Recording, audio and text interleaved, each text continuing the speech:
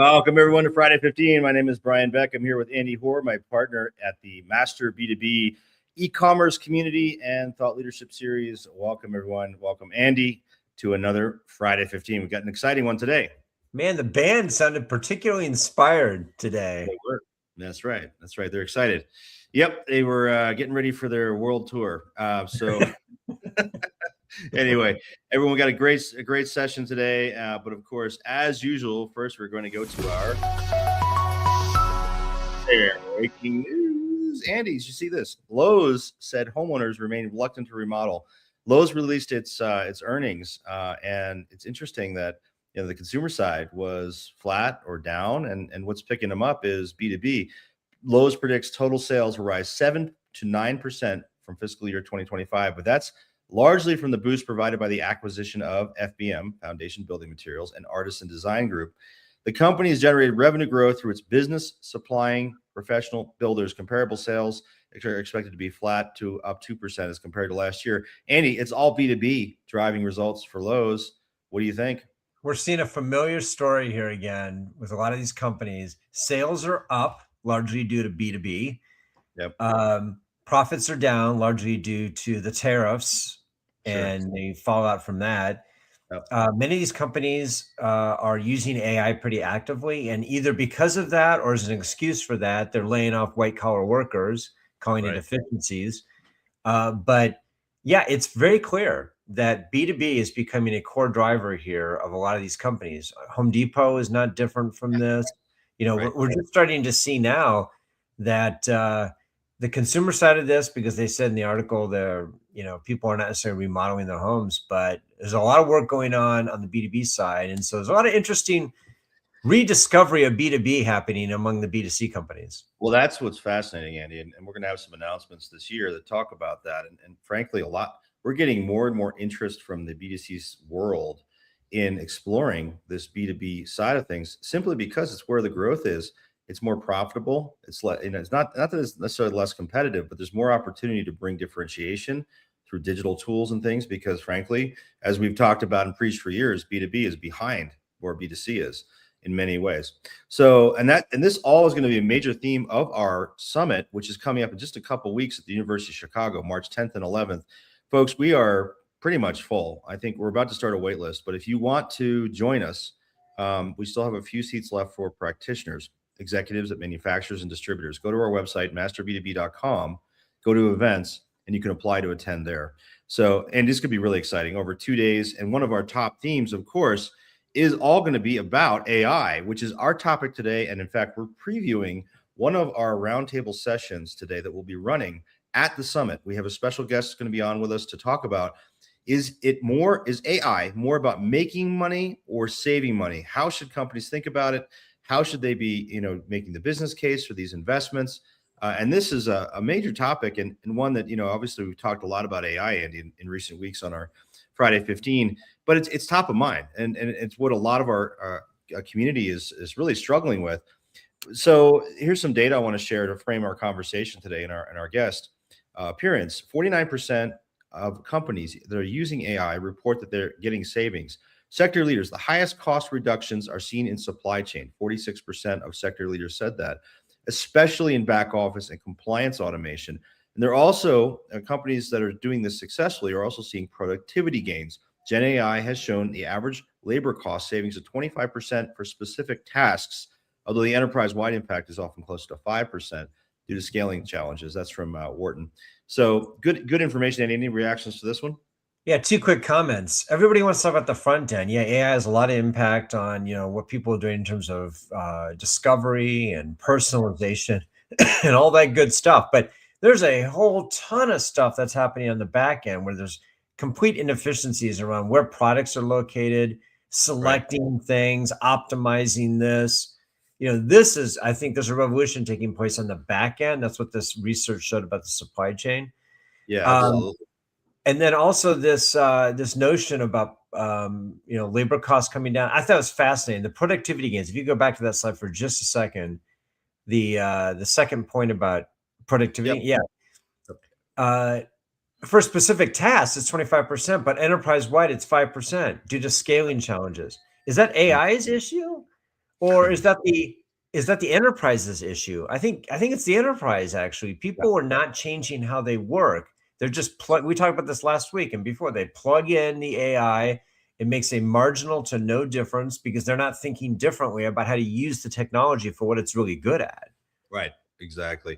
But, companies, and McKinsey came out with this statistic. McKinsey reported that Gen AI and advanced analytics could unlock up to 4.4 trillion in economic value, with a lot of it coming from those productivity gains, Sandy. So, I think the big thinkers of the world, like McKinsey, are thinking this has not us, right?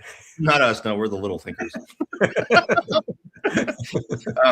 But I mean, analysts are saying this, and I think there's real value to that. And we're going to hear today about some real world use cases where companies are doing this. But then it's also about, use of AI is also about generating revenue. AI ready companies, according to BCG, Boston Consulting, are achieving 5 times the revenue increases compared to laggards.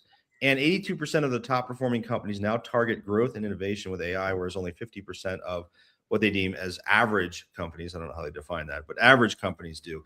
So, there's real top line. And, Boston Consulting Group also estimated that companies that successfully scale AI across these revenue generating functions see revenue increases of up to 10%. So, there is some evidence that this is also driving top line growth. What are your thoughts on that, Andy? I think this is the harder side for companies to prove. The cost savings one is so much easier to prove. Sure. Because you just put up an A/B test and one's less expensive, the cost to serve is lower, or you generate some efficiencies. The making money side, which at the end of the day is probably more important, is a little harder to show, which is why I think the data is not quite as clear. But I think that, laggards versus leaders thing, companies that have embraced this and incorporated it actively into their work streams and everything else are actually outperforming other companies because they're using technologies that are capable of saving a lot of time and money. And it's funny that cost savings is generating revenue for them, which is sort of funny. Well, I wonder if is it causal, or is it, really just the fact that they're the best performing companies to begin with that are actually doing this. Anyway, I think, but let's hear from an industry expert, Andy. Let's get some real world, we talk about this stuff in theory, and these, the big thinkers, they all put out the statistics, but what does it mean in practice for our community? That's why we try to always make it real, right? So we have a very, very special guest here with us today, Mr. Trevor Pope, Senior Director of Solution Architecture at Optimizely, which is a global world dominating solution provider company. Trevor, tell us, what the heck is an Optimizely? Thanks, Brian. So Optimizely, we're all about empowering marketers, and I specifically work in that manufacturing distribution vertical across commerce, across any sort of experimentation, AI, and really bringing all of those together so that it's a part of your broader ecosystem and business, but really driving both internal efficiency, external results, so that companies can do more, they can do it faster. And AI has been a huge company focus for especially the last 2 years in terms of our investment and creation across that entire suite of solutions. And Andy told me you know something about this AI stuff, and you have some examples. So can't wait to hear him. Andy, fire away. What questions you have for Mr. Pope? Yeah. So Trevor, there's two categories that we're talking about today in the interest of time. One is saving money with AI, and one is generating revenue with AI. Let's talk a little bit about the saving money. Where have you seen examples in what you've done in the work with your clients where they have actually applied AI and saved money in a measurable, perceivable way? Yeah. So one of the key areas internally that we can measure with our customers is really about experiment creation is one of them, like the number of experiments that they're actually able to run. And then they can quantify in terms of the time it took for them to run each of those experiments. So it's really more efficiency with the same number of people as most digital properties grow. And there's a number of pages, a number of visitors, and the hits there. What the heck is an experiment? What's an experiment? Go ahead, Brian. Same question. This is like bubbles and stuff, and like in a lab, or no? Yeah. So for manufacturers and distributors specifically, it's oftentimes they look at their product detail page and they say, what do customers care about? Like, do they care about where the price of an item is and the buy buttons, but maybe it's more about shipping. Maybe it's more about the cost and availability. Maybe it's more about the ability to recommend and where they make those recommendations, what kind of recommendations that they actually make of compatible products or things, something that's out of stock. But really understanding, once the customer gets to that page, what do they care about? And that their conversions ultimately increase, because there's a lot of information they already know. In most cases, they know who the customer is and know what page visits, but it's everything else that differentiates them to get the sale or continuing sales with that customer.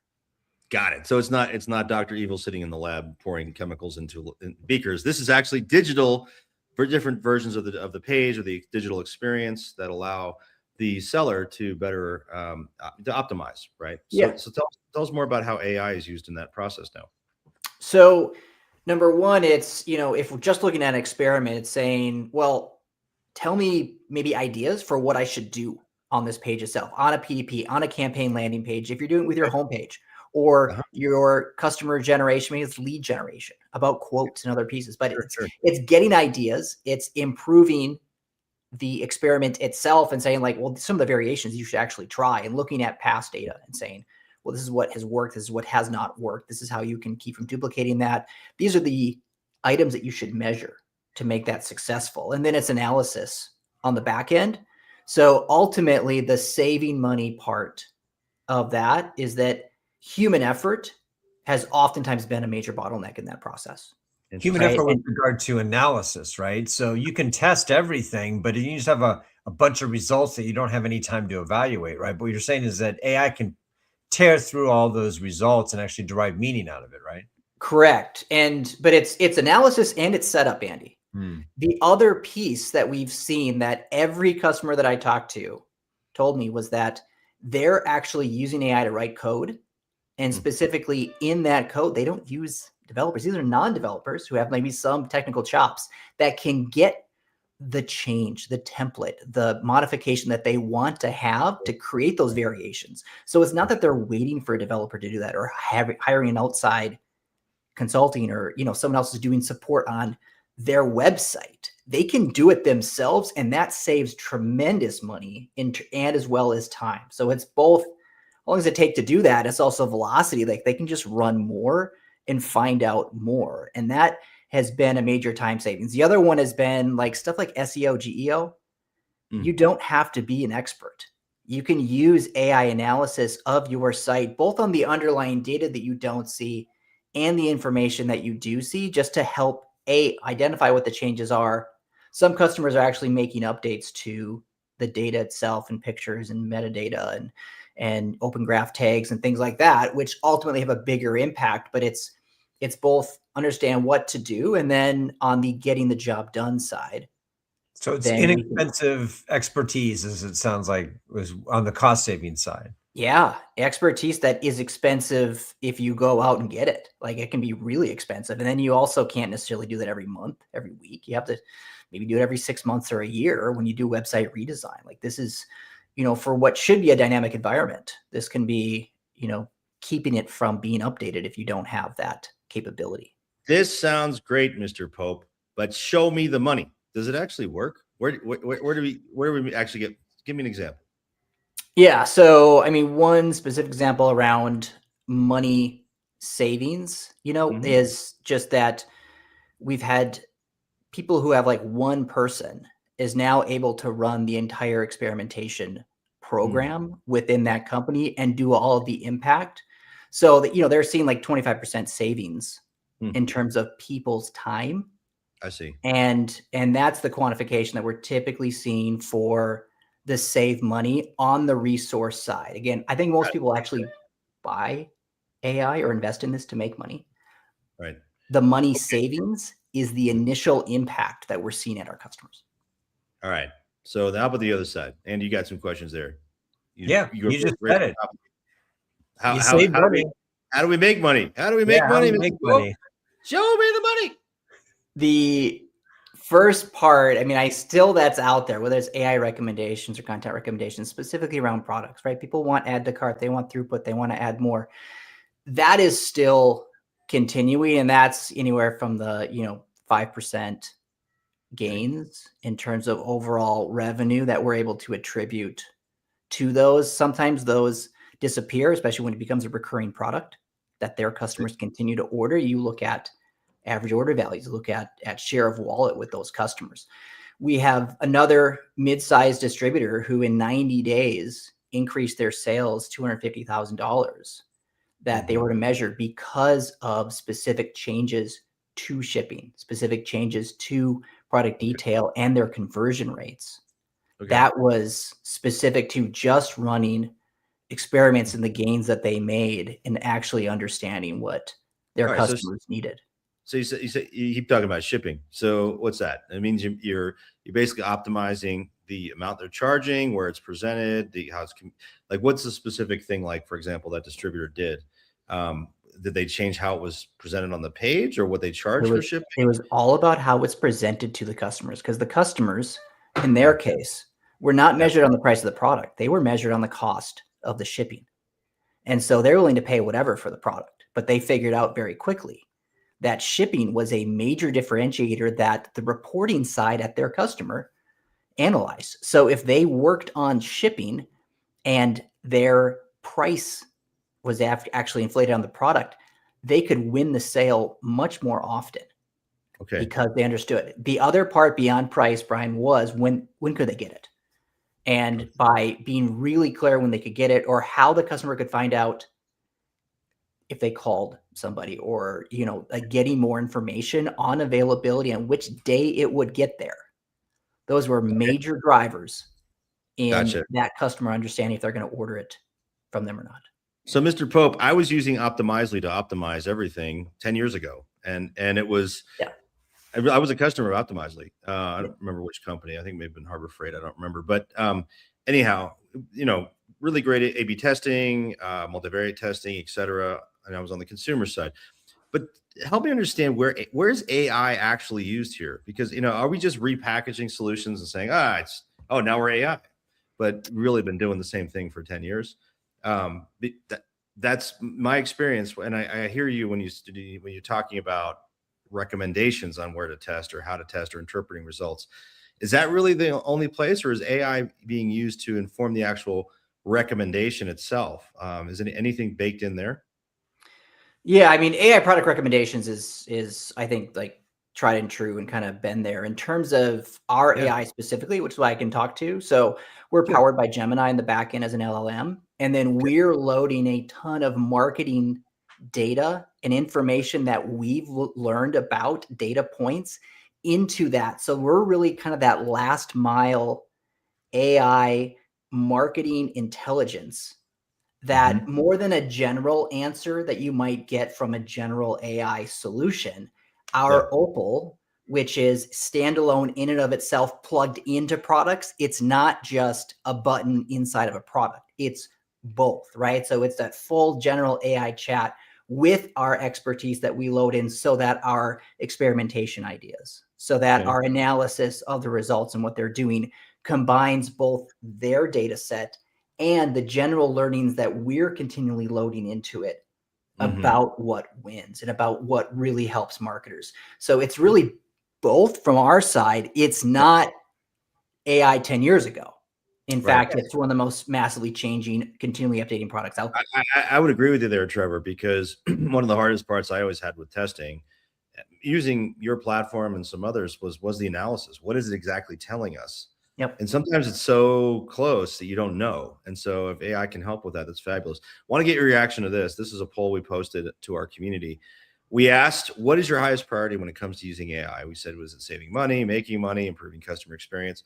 What our audience on LinkedIn said is that 41% said making money was the top priority. Saving money was 30% second. Improving customer experience, 27%. So relatively even, but making money being the most important. What's your reaction?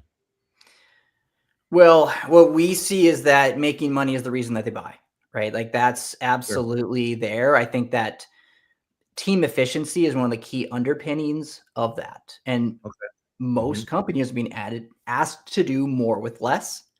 They're also, companies have higher adoption rates on their digital presence than ever. it's more important than ever. And while we've seen marketing teams grow, it's not at the same rate at what you might see in some retail or, Right. digitally native first organizations. So I clicked making money on that. And I think that is what we typically do when we even have a conversation with the CFO or someone. Like, that is the number one thing that they want to get from it.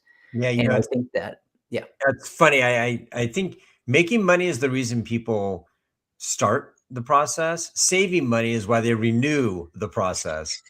Because I think they start out by thinking we're going to generate all this new revenue, and then it becomes hard to attribute revenue. That's part of the problem here. We saw this with digital too. Like, it would lift the sales, and then they'd fight internally about what caused it. And the sales reps say, "Oh, it's because of my conversation with them," or the branch manager's like, "Oh, it's the customer service I gave," and online would say, "No, it's because they came to our website and we educated them." Right. The revenue is hard to attribute. The cost savings is oftentimes much easier to attribute. Yeah. And So I think Trevor, that if you look at, like, if you took away our AI tools right now, like, you can look at that personally, right? How much of an impact would that have upon your work? And I think that's where, like, in the efficiency side, there is making money, but I think there's also, it's become mission critical for many people that their AI tools and Opal and things even within your software that should be helping you do, I think, Andy, exactly what you're saying.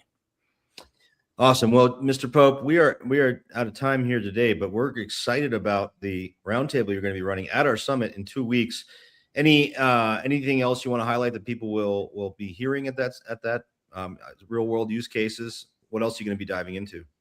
So it's really about understanding processes and where AI plugs into that process, so that you can measure it and really transform what you're doing. Right? All right. AI tools and agents are the tip of the iceberg. We're seeing this go even more into those agentic AI processes where you're orchestrating agents and things are running in the background, and human in the loop type things. Those are becoming real very quickly. I'm excited to talk about that and just kind of pains and really share that with customers, but really also hear what companies are doing on their own. Yeah, it's gonna be a great sharing session. Well, thanks for joining us, Mr. Pope. We will see you in 2 weeks. Get through a couple quick announcements here. We'll see you soon. And Andy, a couple quick things we want to announce before we wrap our Friday 15. Number one, the Master B2B Nexus service we will be at with Chris Skerman, our fearless leader of Nexus, will be at the summit in 2 weeks. This is the service which allows B2B e-commerce experts to access on-demand advice quickly, avoid challenges in your business, avoid mistakes, get expert advice immediately. So it's a great place for you to check out and be a part of, to go to our website to see that. And finally, I want to remind everyone that our Friday 15 is available in podcast form on your favorite podcast service, whether that's Spotify, Apple, YouTube, or our website, or here on LinkedIn. Encourage you to please also give us a review, only if you like us. But please do that. Andy, any final words before we wrap our Friday 15 for this week? Yeah, I think what Trevor mentioned about the measurement framework is really critical here, because whatever gets measured gets managed, as Peter Drucker famously once said. And people start these AI projects, oftentimes they don't consider that. They just open the doors, run out the front, and then worry about what happens later. You need to set up a measurement framework in advance so you know whether you're moving the needle in these areas. We know intuitively this is happening, but it's so much better when you can point to real numbers. Well, yeah. So come to our summit to learn what some of those KPIs are. We'll be talking about that amongst other things. Well, this wraps another Friday 15. We're going to do another preview of another session on data, and of course LLMs and AEO and all kinds of other fun stuff next week on our next Friday 15 and at our summit, folks. We will see you next week on our next Friday 15. Thanks for joining today.